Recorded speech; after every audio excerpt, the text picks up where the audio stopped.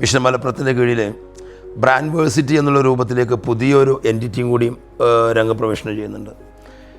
എൻ്റെ സുഹൃത്തും എൻ്റെ ഒരു ബന്ധുവൊക്കെ കൂടിയുള്ള നബീലും ഇതിൻ്റെ ചെയർമാനായിട്ടുള്ള ഷാഹിദ്ക്കയും ചേർന്നുകൊണ്ടാണ് ആ ഒരു സംവിധാനം മുന്നോട്ട് നയിക്കുന്നത് എന്നറിയാൻ കഴിഞ്ഞതിൽ അതിയായ സന്തോഷമുണ്ട്. വളരെ ആത്മാർത്ഥമായിട്ട് പുതിയ തലമുറ പുതിയ ചിന്തകളുമായിട്ട് എനർജറ്റിക്കായിട്ട് മടിയില്ലാതെ ആക്റ്റീവായിട്ട് കാണുമ്പോൾ തന്നെ വലിയ അഭിമാനമാണ്.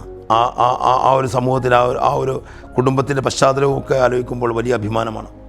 ഇന്നത്തെ പുതിയൊരു ബിസിനസ് രീതി അന്നാന്ന് രാവിലെ ബിസിനസ് ചെയ്ത് വൈകുന്നേരമാകുമ്പോൾ ലാഭം നഷ്ടമെന്ന് തീരുമാനിക്കുന്നതിന് പകരം വലിയ എഫേർട്ട് എടുത്ത് ഒരു ബ്രാൻഡ് ബിൽഡ് ചെയ്യുകയും ആ ബ്രാൻഡിനെ ഒരു ഗ്ലോബൽ ലെവലിൽ അല്ലെങ്കിൽ ഇൻ്റർനാഷണൽ ലെവലിൽ സെല്ല് ചെയ്യുന്ന പുതിയൊരു ബിസിനസ് ചിന്ത പുതിയ സമൂഹം പുതിയ തലമുറ നമുക്ക് വേണ്ടി പ്രദാനം ചെയ്തിട്ടുണ്ട്.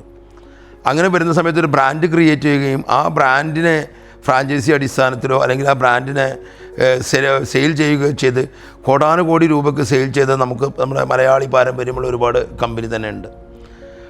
ഇപ്പോൾ Kozhikode baby memorial hospital, Maitra hospital, നമ്മുടെ ആസ്റ്റർ മിംസൊക്കെ മലയാളികളായ ആളുകൾ ഇങ്ങനെ അവർ ഉണ്ടാക്കിയ സംരംഭങ്ങളുടെ ബ്രാൻഡ് വിറ്റ് കോടീശ്വരന്മാരായ ആളുകളാണ്.